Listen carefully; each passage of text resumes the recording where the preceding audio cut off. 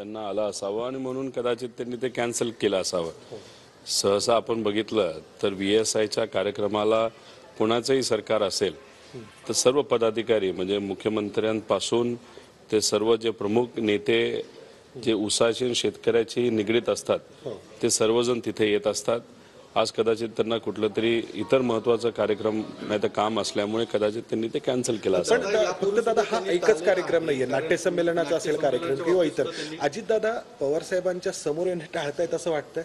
एकाच मंचावर येणं ते टाळताना नाही, हे नाही मला खरं तर सांगता येणार, कारण जेव्हा प्रधानमंत्री साहेब मोदी साहेब इथं आले होते पुण्यामध्ये तेव्हा तरी एका व्यासपीठावर होते, त्यानंतर परत ते त्यानंतर मात्र येताना दिसत नाहीयेत। गेल्या काही दिवसांपासून जी वक्तव्य, खास करून बारामतीमध्ये जे काही वक्तव्य अजितदादांनी शरद पवारांच्या वयांच्या बाबतीत केलं, त्यानंतर एकत्र येताना दिसत नाहीत असं आमचं पत्रकारांचं निरीक्षण सांगतंय। नाही, तसं नसेल, कदाचित मुख्यमंत्री आणि दुसरे उपमुख्यमंत्री हे कार्यश्रम नसल्यामुळे एका उपमुख्यमंत्र्याला तरी कार्यश्रम राहावं लागत असेल, म्हणून एक मुख्यमंत्री आणि दुसरे उपमुख्यमंत्री राजकीय दृष्टिकोनातून अख्ख्या महाराष्ट्रात फिरत असताना महाराष्ट्र कुणीतरी चालवावा या अनुषंगाने कदाचित दादा काम करत असावे आणि बाकी लोक काम नसेल करत असं वाटतं। नाही, पण हा आजचा एकमेव कार्यक्रम नाहीये। जाणीवपूर्वक असं एकूण चित्र निर्माण होते की दादा पवार साहेबांसमोर येणं टाळतायत, जाणीवपूर्वक होतं ते माहित नाही, तो त्यांचा विषय आहे। आज दादा या बैठकीला येणार असं मला कळलं होतं आणि सर्वच जे प्रमुख नेते आणि जे पदाधिकारी आहेत ते येणार होते।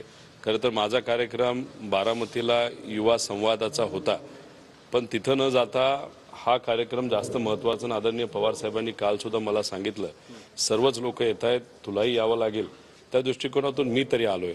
दुसरे का नाही आलेत हे मला तरी नाही सांगता येणार।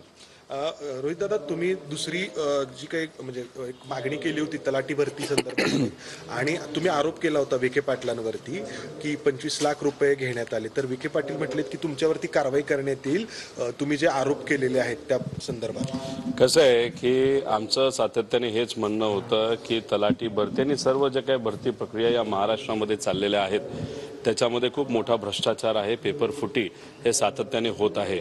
भाजपचं गेल्या 5 वर्षात जेव्हा सरकार होतं तेव्हा हेच झालं ना, आता परत हेच सुरू झाले, पण या बाबतीत कुणीही लक्ष दिलं नव्हतं। आम्ही जेव्हा हा मुद्दा मांडायचो तेव्हा आम्ही सिरियस नाही, युवा सिरियस नाहीत असं उत्तर उपमुख्यमंत्री देवेंद्र फडणवीस साहेबांकडनं येत होतं।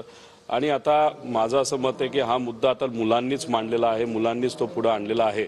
याच्यात मी हेही सांगितलं आमच्यावर जी काही कारवाई करायची ती तुम्ही करा। खरं तर इतक्या कारवाई आमच्यावर झाल्यात, अजून कुठली कारवाई राहिली का हा मोठा प्रश्न आहे, पण विखे पाटील साहेबांना आमच्यावर कारवाई करायची असेल तर करा।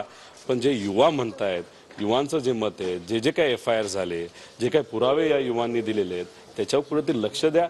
काल महाज्योतीचा सुद्धा पेपर तिथं फुटला हे आपण सर्वांनी तिथं बघितलं आणि हे दुर्लक्ष करत चाललेत। म्हणजे तुम्ही भ्रष्टाचार जर करत असाल नाही तर याच्यामध्ये जर आर्थिक व्यवहार झाला असेल तर या गरीब मुला मुलींच्या भवितव्यावर का तुम्ही करताय असं आमचं मत आहे। दादा, दुसरा एक महत्त्वाचा मुद्दा अजित दादांकडून